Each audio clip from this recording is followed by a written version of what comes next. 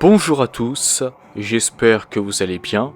Le 5e numéro de la mini-série de comics War of the Bounty Hunters est sorti le 13 octobre aux États-Unis. Je vous propose donc de découvrir la suite de l'histoire du crossover aujourd'hui. Bien entendu, si vous n'avez pas encore lu le prélude du crossover et les 4 premiers numéros de la mini-série, ou vu mes vidéos sur ces 5 numéros, je vous conseille de quitter la vidéo et de revenir une fois que ce sera fait. Sur ce, débutons. La navette impériale transportant Han Solo était toujours immobile.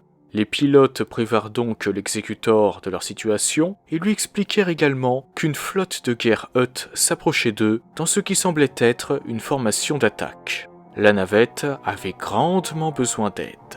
Au même moment, des vaisseaux Hutt lancèrent leurs pinces magnétiques sur la navette et comptaient la mener à bord du vaisseau de Boku. Alors à bord de la barge de guerre du Conseil Hutt, Boku était ravi d'entendre cette nouvelle. Mika, en revanche, se demandait s'il était vraiment sage que les Hutt volent une navette impériale. L'Empire avait un gigantesque super-destroyer et il était possible qu'ils s'en servent pour riposter. Boku lui affirma qu'une fois que les Hutt auraient récupéré Han Solo, ils renverraient la navette et ses occupants sains et saufs à l'Empire. Les Hutt devaient simplement faire comprendre aux impériaux qu'ils devaient travailler ensemble en tant que partenaires ayant un respect mutuel. Selon lui, ce n'était pas un combat, mais une conversation.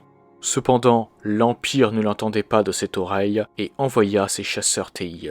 À bord de l'exécutor, l'amiral Piet fut informé que leurs chasseurs avaient lancé l'assaut sur la flotte Hutt. Leurs adversaires devraient être éliminés dans peu de temps, et ensuite, l'Empire pourrait reprendre le contrôle de la navette et l'escorter jusqu'au vaisseau amiral. L'amiral Piet en était satisfait, et demanda s'il savait pourquoi les Hutt faisaient quelque chose d'aussi insensé. L'officier lui répondit qu'il l'ignorait. Les vaisseaux des autres syndicats criminels, comme le Soleil Noir, étaient quant à eux restés dans leur coin. D'après un autre officier, c'était logique. Les syndicats se détestaient tous et étaient tous des lâches. Les Hutt ne pouvaient compter sur aucune aide de leur part. Néanmoins, 2 vaisseaux étaient à portée de tir de l'exécutor. Un transport de prisonniers de classe Fire Spray et un cargo corellien, tous les deux anciens. Le transport de prisonniers avait attaqué le cargo avec une charge sismique et l'avait mis hors d'état de nuire. Pour Piet, cela ne méritait pas leur attention. Il s'agissait juste de querelles entre de vulgaires criminels. L'amiral ordonna ensuite à ses hommes de ramener la navette à bord de l'exécutor et d'informer le seigneur Vador de ce qui se passait. Ce n'était pas très important, mais il devait quand même être mis au courant. De son côté, Vador, qui pourchassait toujours Luke, déclara à Piet qu'il n'aurait pas dû le déranger pour quelque chose d'aussi insignifiant. Ce que faisaient les Hutt ne l'intéressait pas, mais si le capitaine Solo n'était pas à bord de l'exécutor à son retour, le seigneur Sith aurait besoin d'une explication, en personne. Puis, il lui ordonna de ne plus le contacter, à moins que l'empereur lui-même ne le demande. Vador avait sa propre cible. Luke, quant à lui, contacta le Faucon pour savoir où ses amis en étaient. Leia lui expliqua qu'il n'avait pas encore récupéré Han. Lobot avait désactivé la navette impériale avec ses implants, mais des vaisseaux Hutt l'avaient récupéré et l'emmenaient à présent à bord de leur vaisseau de commandement. Luke lui dit de les poursuivre. Le Faucon pouvait certainement s'en débarrasser. Le jeune homme comptait les aider, mais il était toujours en train de distraire Vador pour le moment. Cependant, Leia lui déclara qu'il ne pouvait pas combattre les Hutt. Leur moteur était en panne et il n'y avait pas que les Hutt. Les impériaux avaient envoyé leurs chasseurs. La navette serait d'une seconde à l'autre hors de portée de Lobot et ses systèmes se réactiveraient alors. Et si cela arrivait, il ne serait plus possible de récupérer Han. Luke leur demanda ensuite si quelqu'un les avait attaqués ou si c'était le Faucon qui faisait encore des siennes. Leia lui confirma que c'était une attaque, une sorte d'arme sismique. Lando pensait que le responsable était Boba Fett. En parlant du loup, Boba Fett et Bellert Valens étaient toujours à la poursuite de la navette. Le plan du clone était simple, se rapprocher de la navette et envoyer une autre charge sismique, ce qui devrait les débarrasser d'une bonne partie des autres vaisseaux. Ensuite, il n'aurait plus qu'à monter à bord de la navette et à récupérer Solo. Néanmoins, la navette venait de remettre ses moteurs en marche. Selon Valens, si les impériaux amenaient Anne à bord du super-destroyer stellaire, les 2 chasseurs de primes seraient à court d'options. Mais pour fait, il y avait toujours une option. Pendant ce temps, un lieutenant impérial informa l'amiral Piet que les chasseurs TIE avaient récupéré la navette et l'escortaient jusqu'à l'Executor. Elle serait bientôt à bord. Les vaisseaux Hutt restant quant à eux s'étaient retirés. Le lieutenant demanda ensuite à l'amiral s'il devait poursuivre l'attaque. Mais pour Piet, ce n'était pas nécessaire. Les Hutt ne valaient pas la peine de risquer la vie du moindre pilote impérial. L'Empire pouvait se venger plus efficacement en ajustant les termes de leur accord avec eux. Ils toucheraient à ce que les Hutt aimaient le plus, leur crédit. C'est alors qu'un de ces hommes lui déclara qu'un vaisseau demandait à monter à bord de l'Executor. Un certain Boba Fett, faisant partie de la guilde des chasseurs de primes et ayant travaillé avec Dark Vador sur une mission importante. Piet demanda si Fett avait des codes d'accès. C'était le cas. Un peu obsolète, mais il marchait quand même. L'amiral se demandait si c'était encore une idée de Vador et ordonna à ses hommes de laisser Fett monter à bord. Une fois cela fait, il devrait bien le surveiller jusqu'au retour du Seigneur Sith. Selon lui, c'était ce qui risquait le moins de provoquer sa colère. Valens était impressionné. Les impériaux les avaient laissés monter à bord. Fett lui déclara que, comme il lui avait dit plus tôt, il y avait toujours un moyen. Mais monter à bord de ce vaisseau était facile. Trouver Solo et le ramener, voilà ce qu'il leur restait à faire. Le cyborg détestait l'idée de devoir faire confiance au clone, mais celui-ci lui répliqua qu'ils avaient le même but. Ils voulaient tous les 2 récupérer Solo. Peu importait que Valens aime l'idée, ils devaient juste le faire. Au même moment, à bord du Faucon, Lando et Chewbacca venaient de remettre les moteurs en marche. Pour Leia, cependant, cela n'avait plus d'importance. La navette avait rejoint le destroyer et les rebelles ne pouvaient plus le récupérer. Lando était quant à lui certain qu'il finirait par trouver un moyen de le ramener. C'est alors que l'Executor contacta le Faucon et l'autorisa à monter à bord, à la grande surprise des rebelles. Leia pensait que c'était un piège, mais la personne qui les avait contactés leur déclara que l'individu qui lui avait demandé de les laisser monter à bord du destroyer s'était tenu autrefois là où ils étaient maintenant, tout en regardant le meilleur pilote de la galaxie faire le raid de Kessel en moins de 12 parsecs.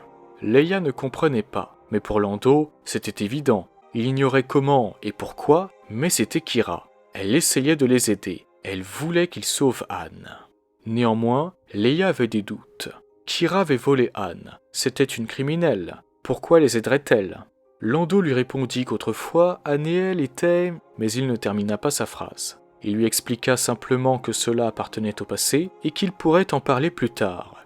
En revanche, Lando voyait cette aide de Kira comme une chance de sauver Anne.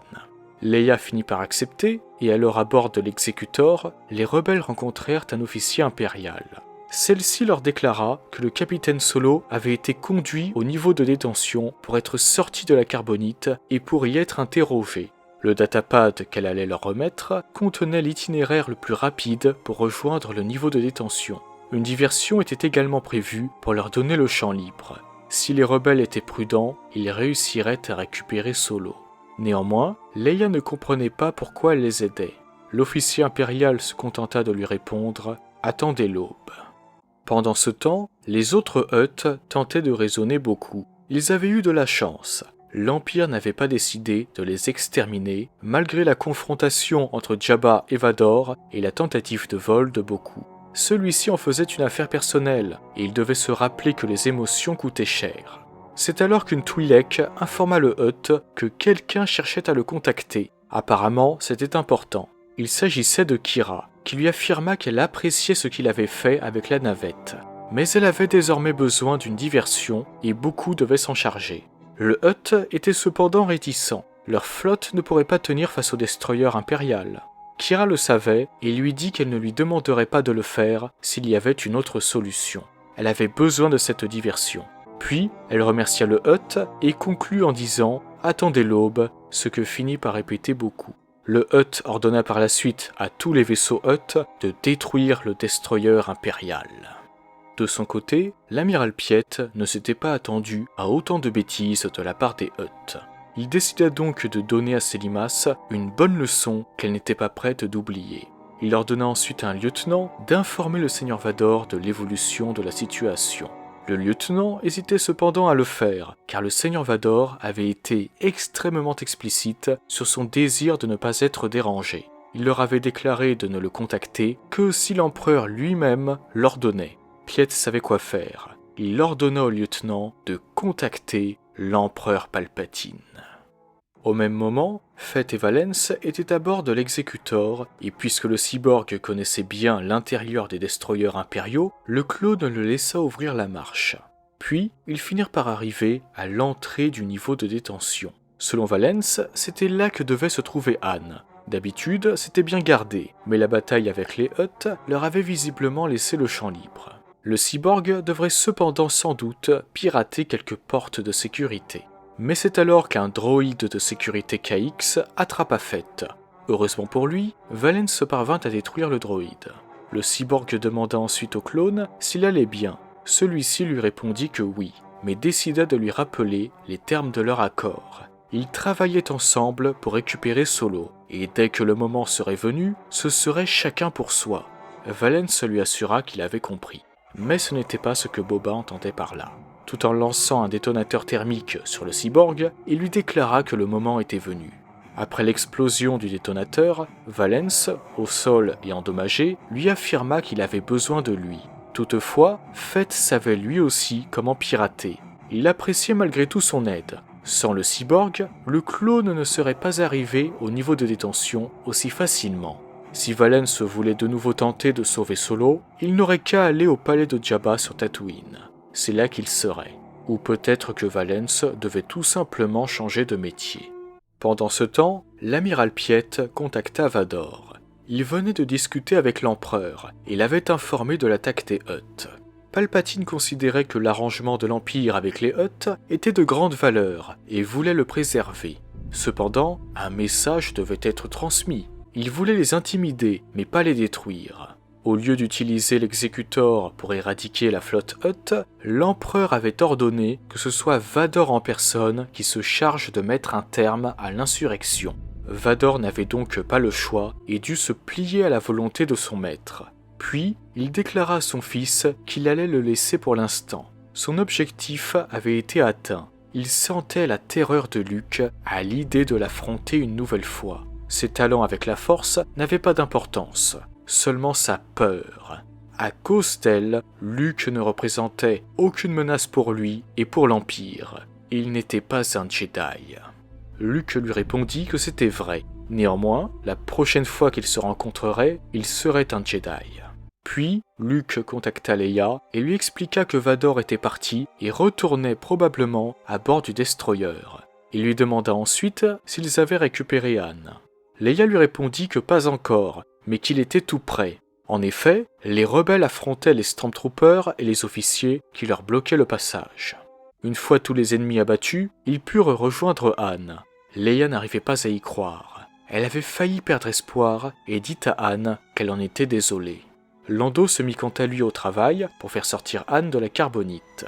Malheureusement pour eux, Boba Fett arriva sur place et leur ordonna de s'éloigner de sa propriété. Mais c'est alors qu'un missile Hutt percuta la coque du destroyer et que le bloc de carbonite finit par tomber par la brèche qui s'était formée. De leur côté, les autres membres du Conseil Hutt cherchaient toujours à raisonner beaucoup. Ces actions finiraient par causer leur perte. C'est alors que Vador arriva et tout en allumant son sabre laser, leur assura que oui, beaucoup allaient causer leur perte. Les rebelles étaient quant à eux impuissants. Ils avaient perdu Han, et Lando pensait qu'il ne pouvait plus rien faire pour le sauver. Il valait mieux qu'il retourne à bord du Faucon. Mais Fett n'en avait pas terminé. Eux ne pouvaient rien faire, mais lui, si. Il alluma son réacteur dorsal et quitta le destroyer en passant par la brèche. Puis, il se servit de son télémètre pour retrouver Solo et l'attrapa avec son grappin avant qu'il ne disparaisse dans l'eau glacée de Jakara. Boba Fett avait récupéré sa propriété. Au même moment, le Vermilion quitta Jakara. Pour Kira, c'était un bon début. Cela ne s'était pas passé exactement comme elle avait souhaité, elle voulait rendre Han aux rebelles, mais l'objectif principal avait été atteint. L'Aube écarlate avait perdu de précieux alliés, mais les relations entre l'Empire et les Hutt étaient aussi tendues qu'elles ne l'avaient jamais été. L'instabilité et le chaos suivraient certainement, tandis que l'équilibre des pouvoirs de la galaxie se réalignait. Une véritable opportunité pour l'Aube écarlate. Et bien qu'ils avaient gagné de nouveaux ennemis, ils en avaient trouvé d'autres qui pourraient servir l'Aube. Seul le temps le leur dirait. C'était un bon début, l'heure de l'Aube était venue. À présent, les choses sérieuses pouvaient commencer. Puis, elle conclut en disant « Attendez le règne », tout en faisant face à ses alliés. Plus tard, alors au palais de Jabba sur Tatooine, Jabba affirma à Boba Fett qu'il n'avait jamais douté de lui. Fett allait toujours au bout de son travail. Puis, le Hutt le remercia de lui avoir apporté ce magnifique trophée. Il avait l'impression que cela n'avait pas été facile de récupérer le contrebandier et lui demanda combien de gens il avait tués pour reprendre Solo. Cependant, Fett en avait marre de ce petit jeu. Jabba avait placé une prime sur sa tête. Le Hutt lui déclara qu'il avait déjà annulé le contrat. Selon lui, la galaxie savait qu'il l'avait réclamé en premier Solo. Il voulait que tout le monde soit au courant de ce qui arrive quand on ose le défier. Il n'y avait rien de personnel. Pour Boba, il n'y avait jamais rien de personnel. Avant d'arriver, Fett ne pensait pas qu'il aurait pu avoir sa prime. Il pensait que l'Empire aurait décidé de reproduire le désastre de Jedha sur Tatooine après que le Conseil eut attaqué les Impériaux sur Jakara. Jabba lui expliqua que non, le Conseil Hutt avait agi par lui-même. Il ignorait pourquoi ils avaient fait quelque chose d'aussi stupide, mais quoi qu'il en soit, ils en avaient payé le prix. Le Conseil était mort, ce qui faisait de Jabba la seule autorité sur les clans Hutt. Il avait prévu de promettre à l'empereur une ère de stabilité sans précédent. Comme lui, Palpatine avait une vision à long terme. Tout se passerait bien. Jabba avait également d'autres tâches à confier à Boba, surtout avec le retour de l'Aube écarlate. Il était prêt à parier que tout cela faisait partie de leur plan. Il conseilla donc à Fett de rester. Le chasseur de primes pourrait admirer le visage de Solo tous les jours s'il le souhaitait. Le Hutt avait prévu de l'accrocher à son mur. Boba Fett, quant à lui, pensait que Jabba prenait la mauvaise décision. Han Solo causait des problèmes partout où il allait, et il y en avait apporté beaucoup. Jabba ferait mieux de le jeter dans la fosse du Sarlacc. Fett décida également de mettre en garde Jabba. Il lui avait amené Han Solo, et il pouvait très bien le lui reprendre. Si le Hutt voulait le garder, il devrait le payer. Et c'est ici que se termine ce nouveau numéro du crossover War of the Bounty Hunters. Boba Fett a enfin récupéré Han Solo et l'a amené à Jabba comme prévu. L'Aube écarlate, quant à elle, n'en a pas terminé et War of the Bounty Hunters n'est que le début d'une trilogie.